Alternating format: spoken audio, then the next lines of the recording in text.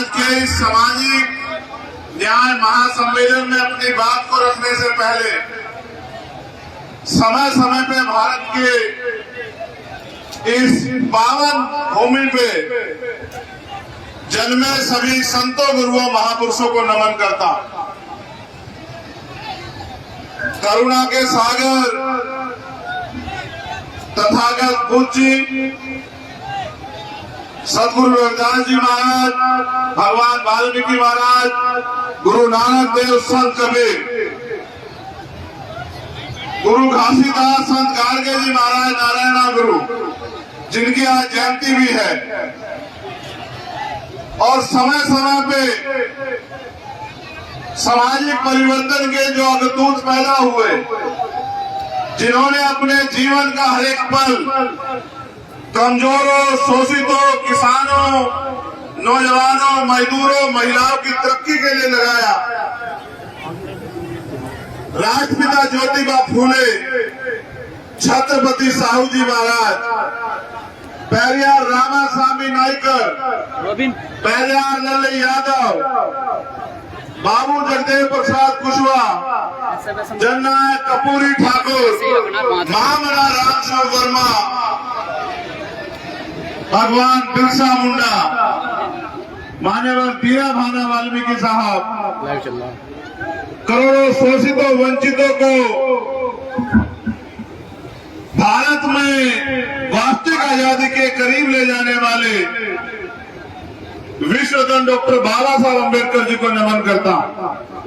और नमन करता हूं उन सभी शहीदों को जिन्होंने देश की आजादी में योगदान दिया। शहीद आजम सरदार भगत सिंह, सरदार उधम सिंह, सरदार करतार सिंह सराभा, कोतवाल धन सिंह गुर्जर, माता दीन वाल्मीकि, विजय सिंह पथिक जी, ऐसे सभी वीरों को नमन करता हूं। नमन करता हूं बाबू शिव दयाल चौरसिया जी को, नमन करता हूं मेरे गुरु, मेरे आदर्श मान्यवर साहब काशीराम को, और नमन करता हूं राजस्थान की इस महान जनता को, मेरी माताओं बहनों को, प्यारी बच्चियों को, नौजवान भाइयों को, युवा साथियों को और बुजुर्गों को। इस मंच पर उपस्थित हमारे प्रदेश और देश के सभी सम्मानित नेतागण, भाई संजय वाल्मीकि जी, भाई जितेंद्र अडवाल जी, भाई राम लखन मीणा जी, भाई अनिल देनवाल जी, भाई अमरचंद हरसोलिया जी, भाई मोहनलाल बैरवा जी, भाई मुकेश बैरवा जी, भाई सुनील अस्ते जी, भाई महक सिंह जी, भाई हिमांशु वाल्मीकि जी, भाई निजाम चौधरी जी, भाई सत्यपाल चौधरी जी, भाई सतीश कुमार जी, भाई रविंद्र कुमार भाटी जी, आप सबका भी बहुत बहुत धन्यवाद देता हूं इस भव्य आयोजन के लिए। और इसलिए भी धन्यवाद देता हूं कि देश के सभी कोनों कोनों में जाके आप आजाद समाज पार्टी भीम आर्मी को मजबूत करने का काम कर रहे हैं। धन्यवाद देता हूं राजस्थान के भीम आर्मी के कार्यकर्ता को, सभी जिला कमेटियों को, बूथ कमेटियों को, विधानसभा कमेटियों को, प्रदेश कमेटियों को, और सबसे ज्यादा धन्यवाद देता हूं बहुजन मीडिया के साथियों को, अपने मीडिया के साथियों को, उनका भी बहुत बहुत धन्यवाद। जो खबर कोई नहीं दिखाएगा वो आपके जरिए, आज सोशल मीडिया का जमाना, पूरा देश देखेगा। सम्मानित साथियों,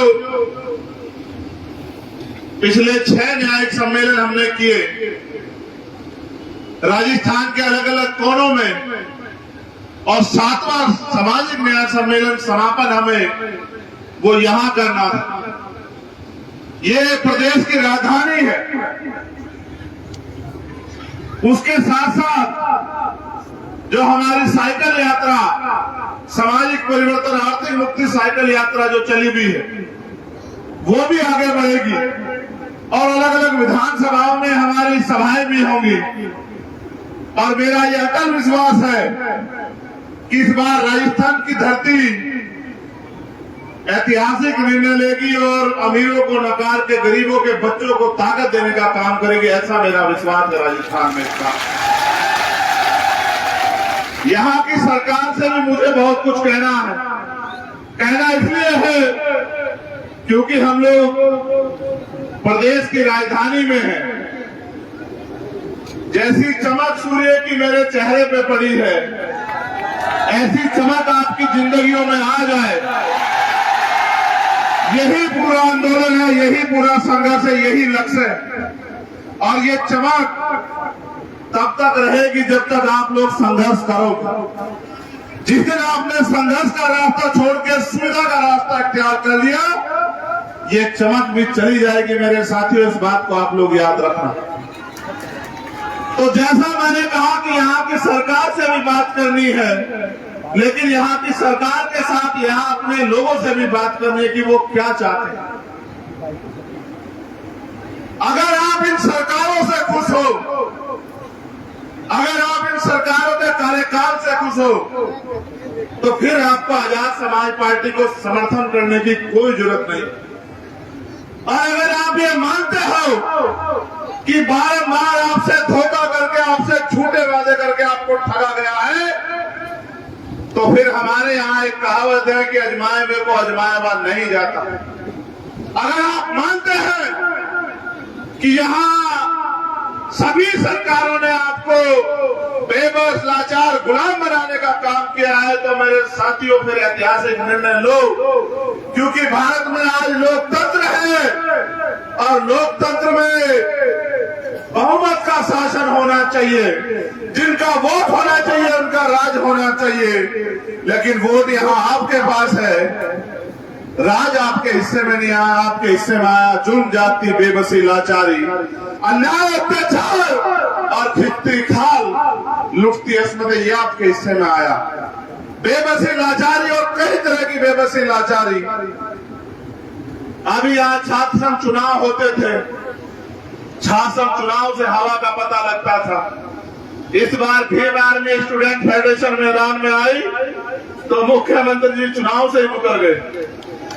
वो कहते हैं चुनाव ही नहीं कराने, क्योंकि लोकतंत्र की सबसे पहली पाठशाला है छात्र राजनीति। और छात्र राजनीति से जो निकल कर आता है वो सरकार के दमन के आगे झुकता नहीं। उसका सबसे बड़ा उदाहरण आपके सामने चंद्रशेखर आजाद खड़ा। जहां एक तरफ अमीरों की औलादें एसी के कमरों में सीखती है, बड़े बड़े मंच में सीखती है, वहां गरीब किसान, कमेरे नौजवानों की औलादें वो छात्र संघ के जरिए यूनिवर्सिटी और कॉलेजों में सीखती है। इनको लगा कि नया नेतृत्व न खड़ा हो, इनका आपसी गठजोड़ चलता रहे, नए नेतृत्व का निर्माण न हो, इसलिए छात्र संघ चुनाव को टाल दिया जाए। याद रखना मुख्यमंत्री जी, आप भले ही सत्ता की ताकत से छात्र संघ चुनाव को ना होने दो, लेकिन आप 2023 का चुनाव नहीं रोक सकते। 2023 का चुनाव होगा और ये युवा शक्ति राजस्थान की काया पलट के रख देगी। इस बात को आप याद रखना। आप नौजवानों की बात करते हो किस मुंह से?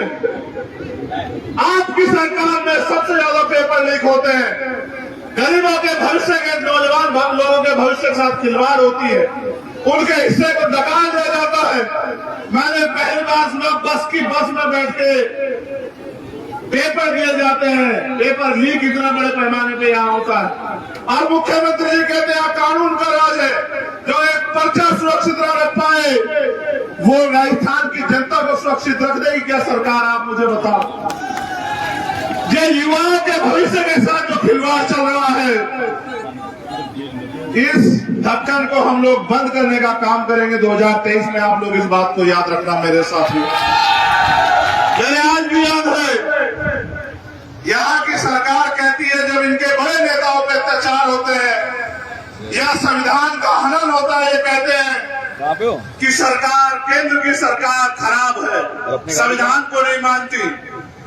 मैं ऐतिहासिक प्रमाण हूं आपके पास। मैं सीएचए के साथियों की लड़ाई लड़ने आया था, उनका आंदोलन था।